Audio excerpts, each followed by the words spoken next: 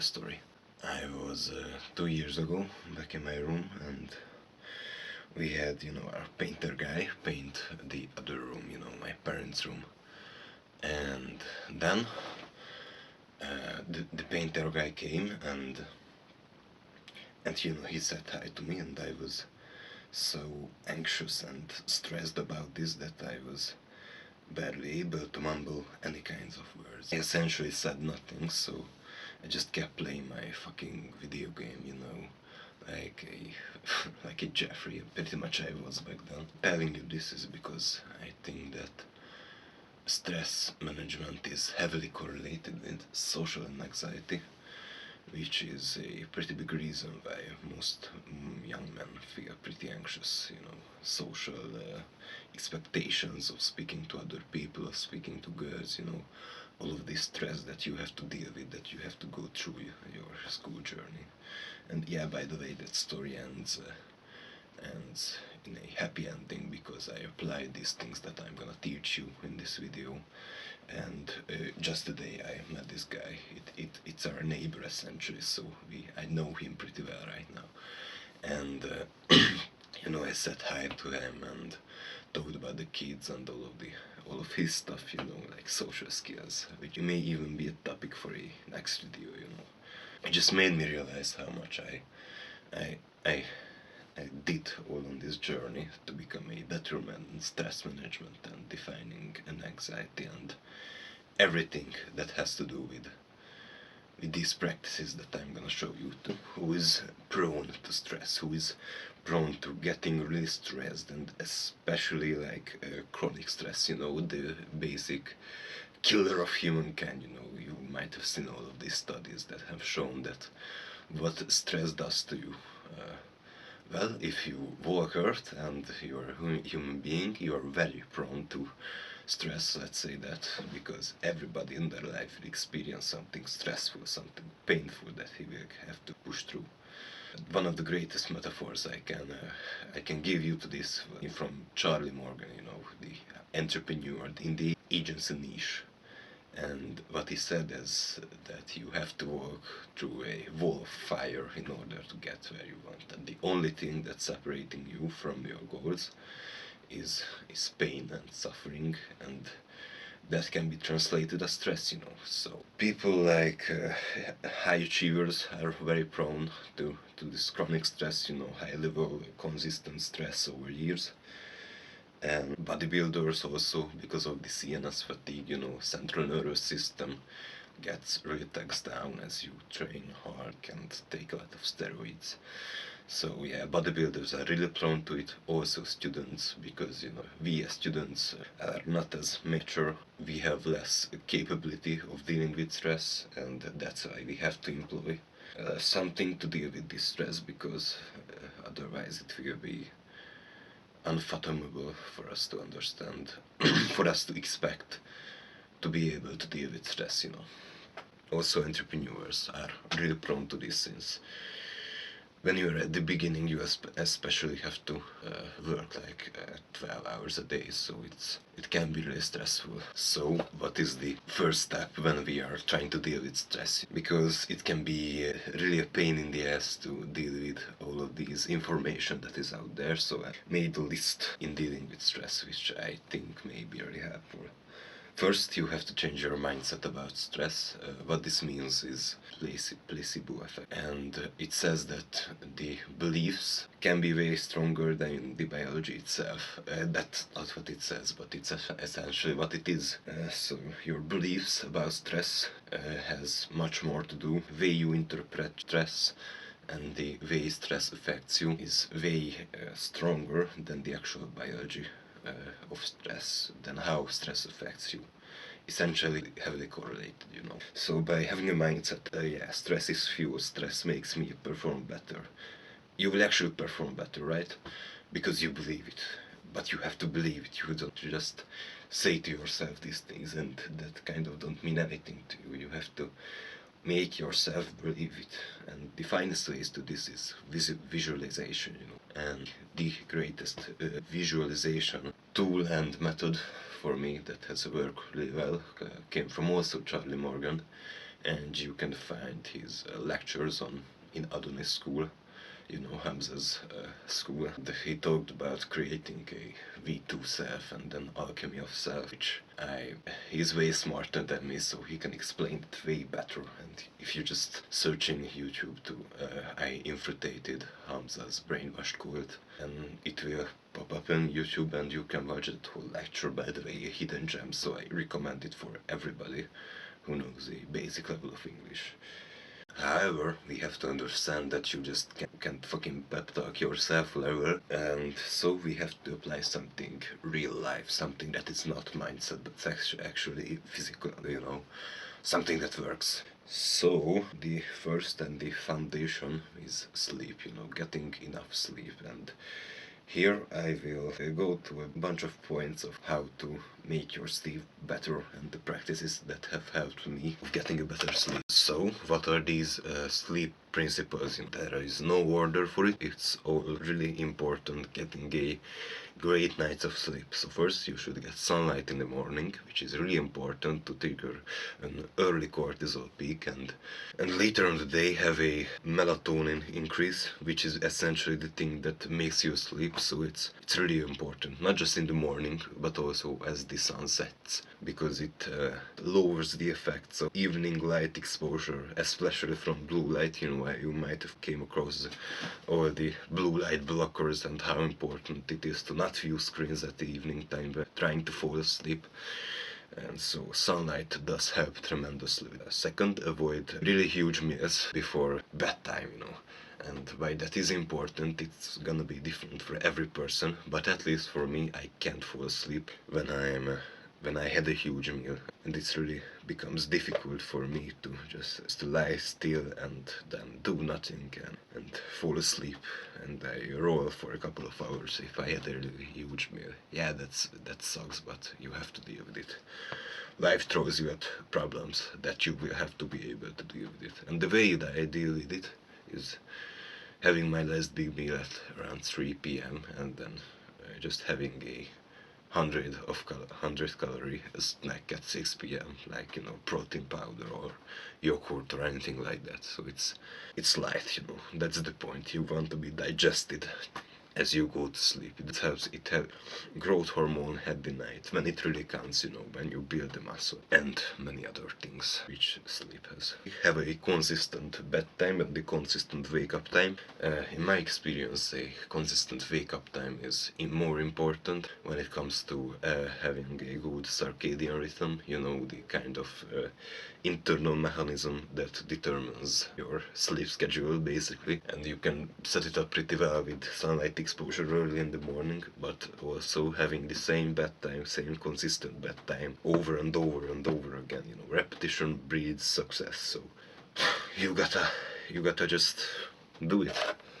You know, but there are certainly times when you just can't get to bed every single day, every single time. So, I mean, 1 hour of difference is fine at each end. So, I go to sleep at 10, and if I were to have some urgency or something that may fuck up my sleep schedule, let's say that, then I would be fine to go to sleep at 9 or 11, so, you know, 1 hour difference at both ends, and that applies to both waking up and falling asleep. I mean, you can have some flexibility, but if you're waking up at 5, then at the weekends you're waking up at 11, like I know some people that do that, then don't be fucking surprised if you're waking up at Monday morning and you feel groggy and you can't perform as well as you would have if you were to wake up at normal times, normal for you, just the weekends. So it's really important to have a consistent sleep schedule.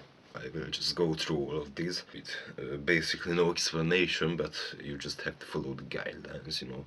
No stimuli before bed, you know, caffeine. If you wake up in the night to piss, then don't turn on the overhead lights, just use your phone's flashlight instead. If you must use screens before bed, then enable the blue blockers. Have water next to you so you don't have to walk in the middle of your sleep schedule.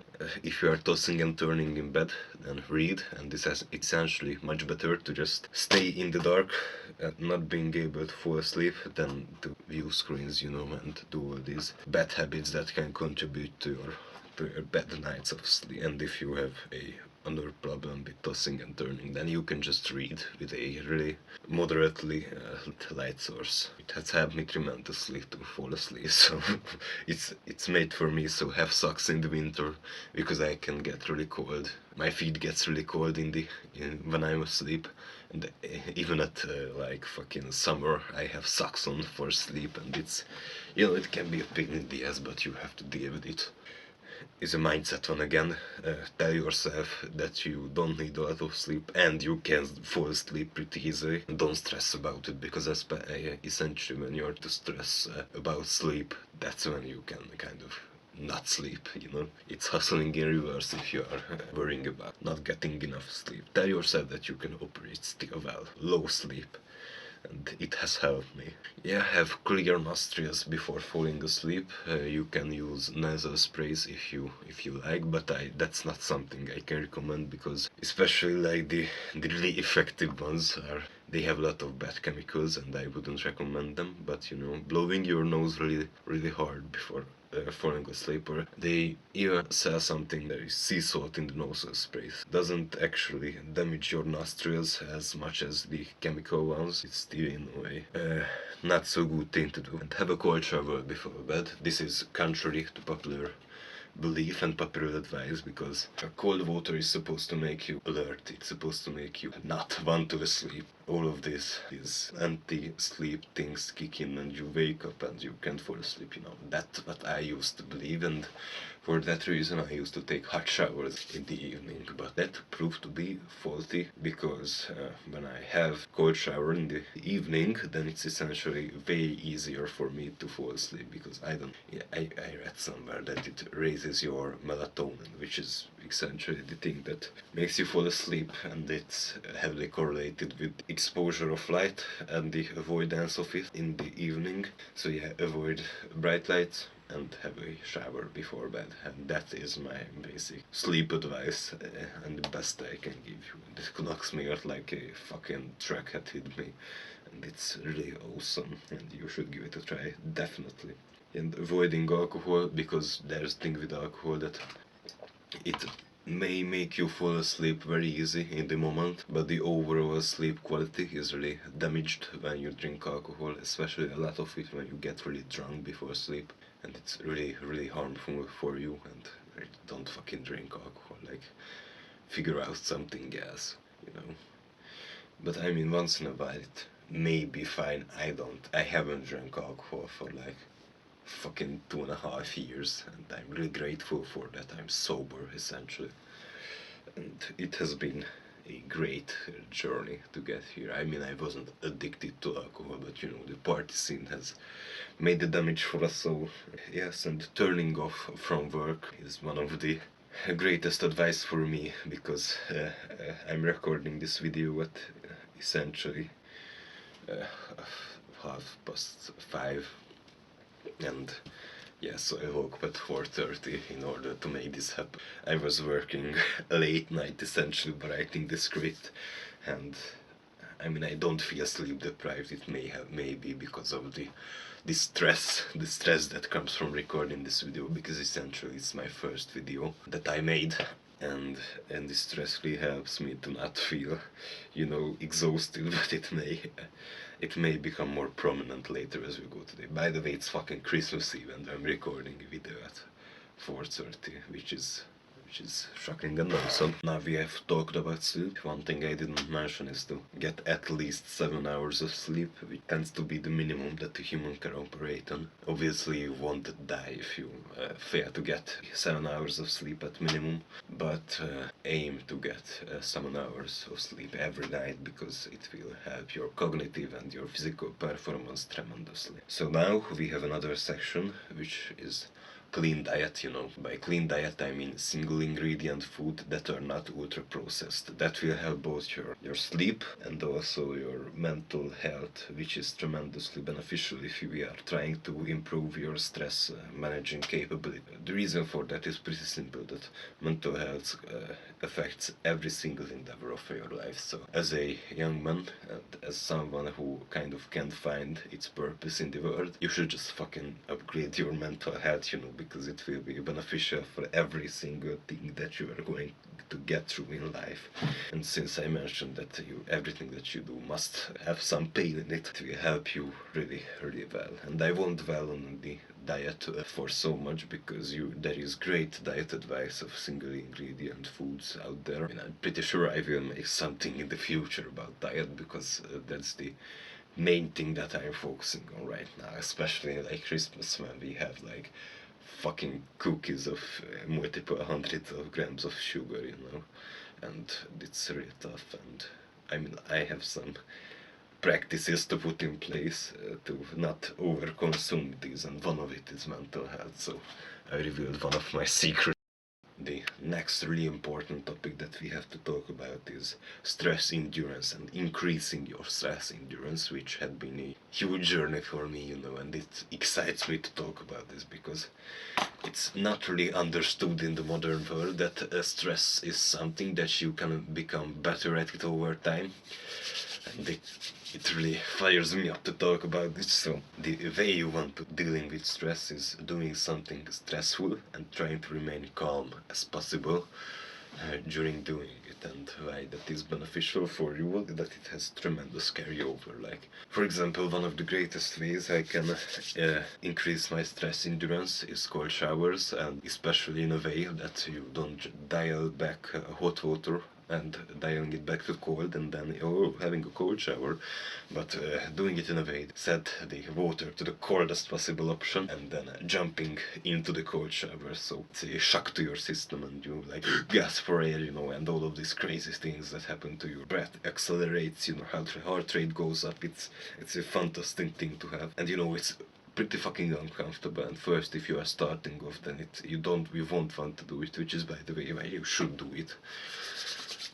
And the way I do it is I stay under the cold shower for a couple of minutes, and I try to remain as calm as possible. That comes in forms of trying to relax all my facial muscles, you know, because when I jump under that cold water, I make this, you know, and it looks really goofy, but also it's not really relaxed. So I relax my facial muscles deliberately, which is really not so easy to do when you are under that cold shower. And I try to slow my breath deliberately again, because my breath goes like I go into mild hyperventilation, because, you know, like when you're experiencing cold, your health markers essentially show that you are fucking dying of hypothermia, which is not so beneficial for your body, and your body tries to make everything in order for you not to die, you know, but you're not gonna die of a fucking cold shower, and you're not gonna get sick. It essentially boosts your immune system, which is really fucking beneficial for you again. So I would absolutely recommend cold showers.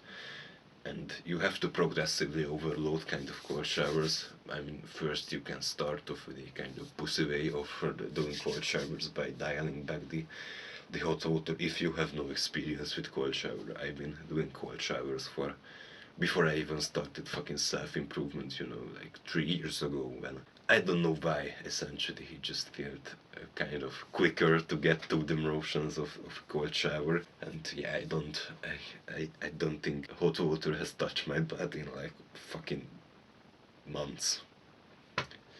So yeah, do fucking cold showers. Next item on my list is having some kind of breathwork. It kind of doesn't matter what kind of is, because meditation can still make your mental health better, and also your concentration and all of this crazy stuff that you must improve in your life. So I would recommend you meditate at least 20 minutes a day, but there is specific breathing patterns that may be beneficial for you to try. The first one is the psychological sigh, which is essentially like a big breath followed by a small breath and then a long exhale, which goes like this.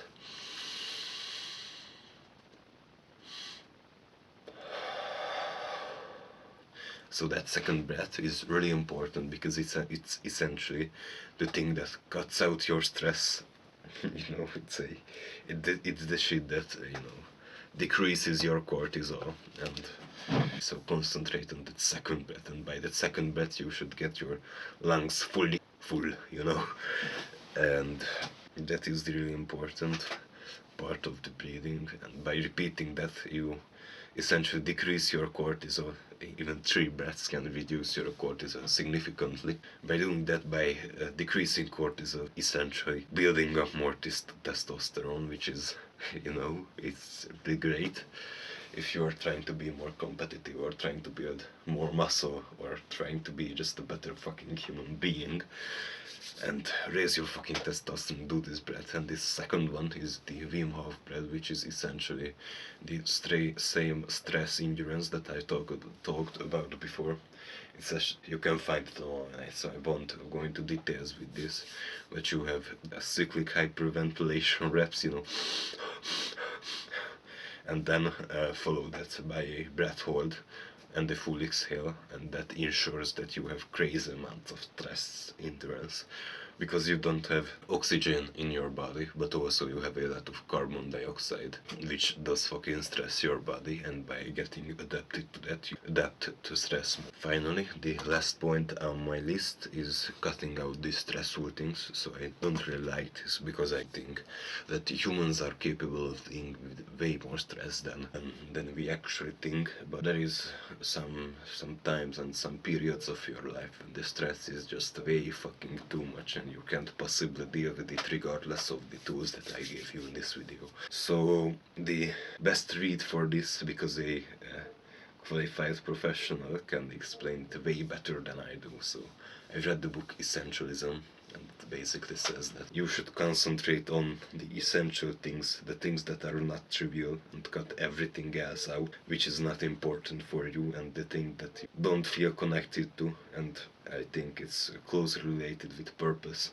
And having a purpose but not living up to that purpose is a huge source of stress, especially in the modern world, you know, where we have a lot of information out there and have a lot of bullshit going on, and we want to all of these crazy different things, you know, dropshipping, or should I try this business model over that business model, should I go to university? We all have this stress in our lives which we will have to deal with, and we will have to make decisions. We have to accept the trade-offs of not being able to do anything. And reading this book Essentialism has helped me tremendously with that, and helped me understand kind of how purpose works. You must work on your purpose in order to feel connection to the world also, but having a fulfilled life, which I think comes way before. It's way more important than, you know, earning money or having the perfect physique. Living up to your potential and doing that in a way that helps your purpose advance further is the true source of having a not unstressful life, because you will have a lot of pressure, but essentially getting into a flow state when you don't worry about stress, essentially, and living the highest form of your life that you can possibly live. And I think it's really amazing that we have this knowledge right now, and it makes me feel wonderful to have this information shared with you. So essentially, like, let me know if you want a summary of the book Essentialism, because I think it's an awesome book. I just finished reading it like 2 days ago, and it's been one of the most influential books I have ever read. So if you want a book summary, I will make it essential, because I took notes throughout it all, and it's been so helpful for me. I really hope that you will get the same value that I got from it. Do the hard work, especially when you don't feel like it.